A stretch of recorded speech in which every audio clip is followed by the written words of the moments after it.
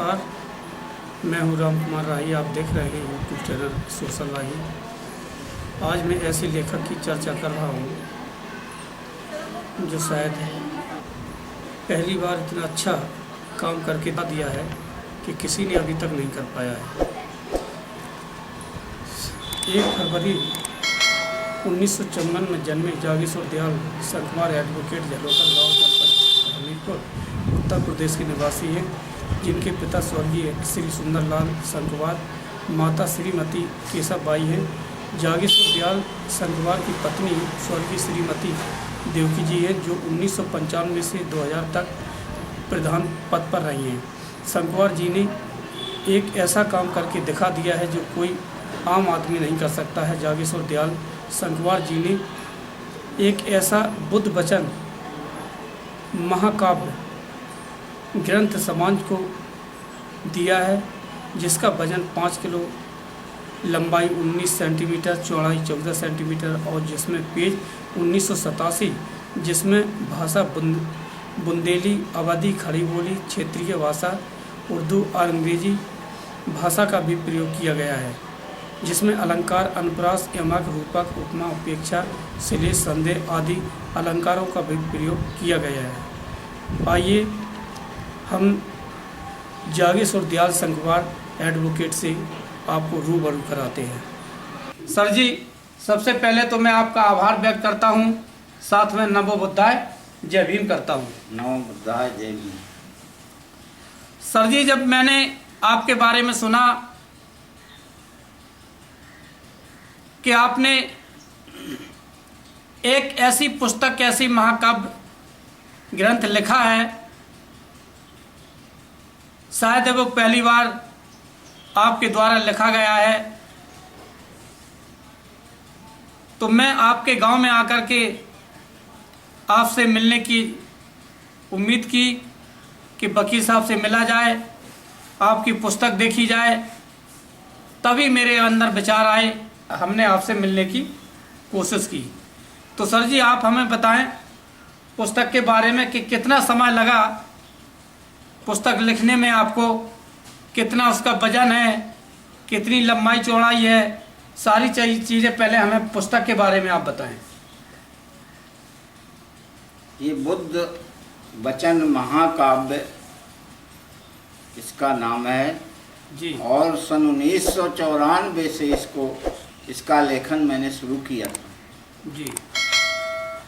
94 समाप्त होते होते मेरी पत्नी प्रधान हो गई जी। तो मैं फंस गया, क्योंकि काव्य धारा वहीं नहीं ठहर पाती जहाँ पर छल प्रपंच धोखाधड़ी जी होती है, जहाँ पर सहजता, सरलता, विनम्रता, भावुकता होती है, वहीं काव्य धारा रहती है। अतः मेरा लेखन कार्य समाप्त हो गया और 95 में चूँकि मेरी पत्नी प्रधान हो गई थी, इसलिए 2000 तक, सन 2000 तक उसका लेखन बंद रहा। फिर 2000 के बाद में मैंने लिखना शुरू किया, तो इसके लेखन में 7 वर्ष 11 माह 27 दिन का समय लगा। सर जी, इसमें जो कांड हैं जी, उसके बारे में हमें बताएं पूरा।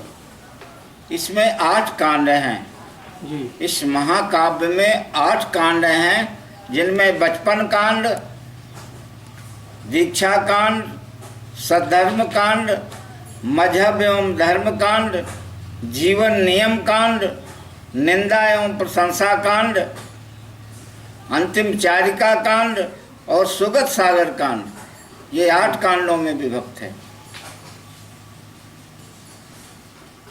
और इसके अंदर क्या है, जो पुस्तक आपने लिखी है, ग्रंथ लिखा है, और अंदर से गहराई से बताएं आप इसके बारे में। इस ग्रंथ में ये ऐतिहासिक महाकाव्य है और तथागत बुद्ध के जन्म से लेकर और महापरिनिर्वाण तक का संपूर्ण वर्णन किया गया है, काव्यात्मक भाषा में है।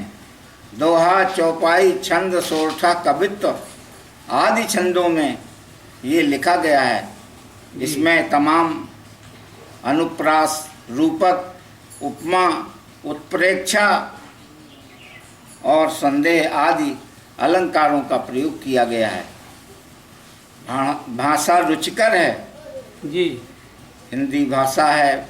इसमें बुंदेलखंडी, अवधी, खड़ी बोली और कई कई अंग्रेजी शब्दों का, उर्दू शब्दों का भी प्रयोग किया गया है। सर जी, जब आपने पुस्तक लिखी है जी, तो पहले आपको अनुभव करना किया होगा आपने, पुस्तकें बहुत अच्छी अच्छी पढ़ी होगी, जैसे बुद्धा धम्मा है जी, बाबा साहब की भी पुस्तकें पढ़ी होगी जी, आपको मनुस्मृति की पढ़ने की जरूरत पड़ी होगी जी, आपने महाभारत भी पढ़ी होगी जी, आपने ग्रंथ भी पढ़े होंगे जी, तब उनका निचोड़ जी, आपने इस पुस्तक में दिखाया है। जी, जी, जी। तो और क्या कहेंगे इसके बारे में, पुस्तक के बारे में आप? पुस्तक के विषय में गहन अध्ययन मुझे करना पड़ा है। तमाम पुस्तकें जी मैंने संग्रह करके पढ़ी हैं और मैं आपको, तो बताइए कौन कौन सी संग्रह करके आपने किताबें पढ़ी हैं? हाँ, मैं आपको बता रहा हूँ।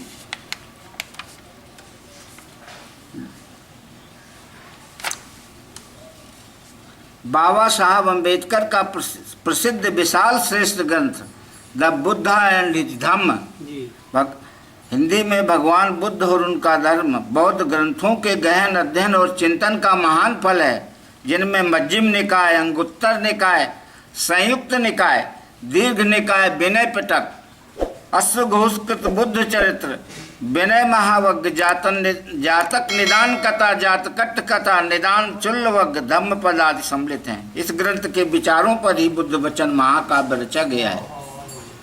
इसकी लीक से कहीं बाहर नहीं भटक सका हूँ। इसके अतिरिक्त अंग्रेजी लेखक पॉल केरेस की प्रसिद्ध पुस्तक द गॉस्पेल ऑफ बुद्ध, भिक्षु निर्गुणानंद की पुस्तक बौद्ध शून्य योग, चीनी लेखक डॉक्टर सी लुआंगक्यांग की पुस्तक चीनी बौद्ध धर्म का इतिहास, सुंदरलाल सागर की पुस्तक बौद्ध धर्म ही भारत का सच्चा धर्म है, राहुल सांकृत्यायन की पुस्तक दर्शन दिग्दर्शन आदि पुस्तकों के विचारों को भी संजोकर मैंने अपनी काव्यात्मक भाषा के माध्यम से ग्रंथ में व्यक्त किया है। सर जी, तो आपके मन में कैसे विचार आया कि इतना बड़ा ग्रंथ लिखा जाए, जिसकी शायद है कि 19 सेंटीमीटर तो लंबाई है और 14 सेंटीमीटर चौड़ाई है जी। ग्रंथ का वजन है जो वो 5 किलो है। आपके मन में कैसे विचार आया कि मैं ऐसा ग्रंथ लिख के तैयार कर दूं जो कंपटीशन में सबसे बड़ा निकले? मेरे मस्तिष्क में एक बात आई, यदि हम किसी रेखा को समाप्त करना चाहते हैं तो हम उस रेखा की सीध में उससे भी बड़ी रेखा खींच दें तो बड़ी रेखा के सामने छोटी रेखा का अस्तित्व स्वतः समाप्त हो जाएगा। जी जी। उसी प्रकार सामाजिक परिवर्तन के लिए वैचारिक क्रांति की आवश्यकता है, जिसके लिए विद्यमान सामाजिक ढांचे की सीध में मानवतावादी विचारधारा की एक बड़ी रेखा खींचनी होगी। सर जी, क्या इसमें अलंकार भी आपने प्रयोग किए हैं? जी हाँ। कौन कौन से अलंकार प्रयोग किए हैं? अनुप्रास, उपमा, उत्प्रेक्षा, संदेह आदि अलंकारों का प्रयोग किया गया है। और भाषाएं भी बहुत सी प्रयोग की होंगी आपने? जी हाँ। भाषा में हिंदी भाषा है जी, और उसके साथ साथ अवधी, खड़ी बोली और बुंदेलखंडी और क्षेत्रीय भाषा का भी प्रयोग आपने किया है? हाँ, क्षेत्रीय भाषा का भी प्रयोग किया गया है। जी। तो सर जी, मुझे बहुत अच्छा लगा कि आपने जो सामाजिक कार्य इतना बड़ा करके दिखाया है। मेरे दर्शकों को आज पुस्तक भी आपने दिखाई है। जरा ऊपर उठाइए थोड़ी पुस्तक को।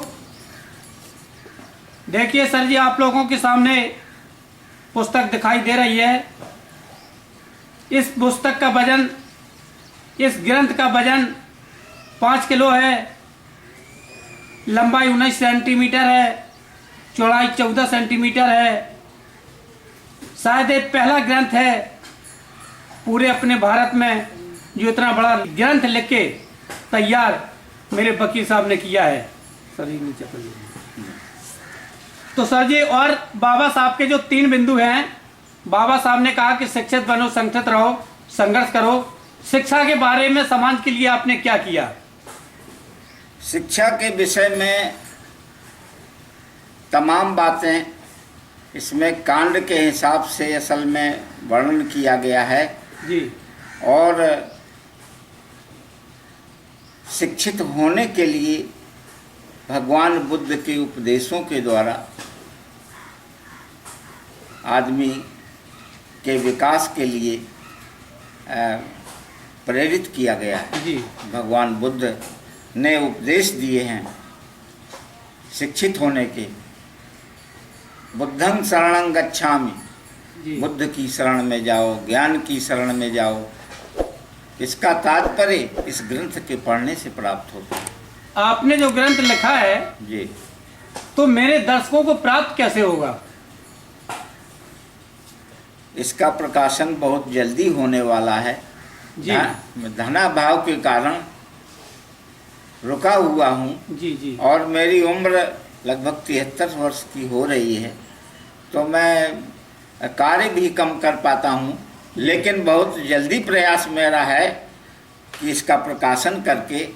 अभी आपने कितनी कापियां निकलवाई हैं? अभी तो मेरे पास 3 कापियाँ हैं मात्र। 3 कापी हैं जी। और 2 और कहीं चली गई हैं क्या? कोई ले गया है? नहीं, रखी हुई हैं। रखी हुई है। हाँ तो अभी अब जब मैं इंटरव्यू आपका दिखा रहा हूँ, जी लोग बाग देखेंगे, जी तो इस जो ग्रंथ आपने लिखा है जी उनका तरफ उनकी तरफ उनका विचार जाएगा। जी वो मेरे लिए फोन करेंगे कि राही जी मुझे इस ग्रंथ को चाहिए। जी। तो कब तक प्राप्त होगा? इसमें समय लग जाएगा लगभग 1 वर्ष का। 1 वर्ष लग जाएगा? हाँ, चूंकि धन की आवश्यकता है। जी जी जी। हाँ वो काफी बड़ा भी है। हाँ। महंगा भी छपता होगा। हाँ हाँ, महंगा ही है। तो सर जी, और क्या कहेंगे आप? मेरे बहुजन समाज के लोगों को क्या आप शिक्षा देना चाहेंगे? इस ग्रंथ के माध्यम से सामाजिक बुराइयों के संबंध में भगवान बुद्ध ने जो उपदेश किए हैं वो बड़े ही सारगर्भित और काव्यात्मक भाषा में अच्छी प्रकार से कहे गए हैं। जी। आसानी से लोग समझ सकेंगे। बहुत ही सरल भाषा में कहा गया है, कोई भी कठिनाई नहीं होती है समझने में, रोचक भी है। सही बात। हाँ, बहुत रोचक है। मतलब कहते हैं कि लोग दुनिया में कोई कठिन काम नहीं होता जी। लोग यूं ही मंजिल छोड़ देते हैं। यदि कुछ हौसला हो पाने का तो पत्थर के रास्ते भी जगह छोड़ देते हैं। जी। क्यों सर? जी हाँ। तो हमें बहुत अच्छा लगा आप मेरे चैनल में आए, आपने अपना बहुमूल्य समय दिया। जी। मैं इसलिए आपका आभार व्यक्त करता हूँ। साथ में नमो बुद्धाय जय भीम करता हूँ। नमो बुद्ध।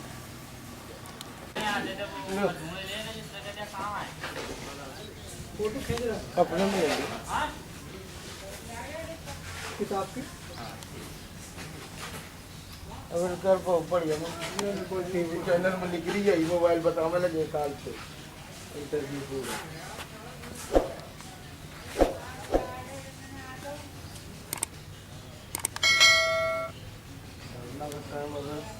अब तुम जाओ ड्यूटी। हाँ काम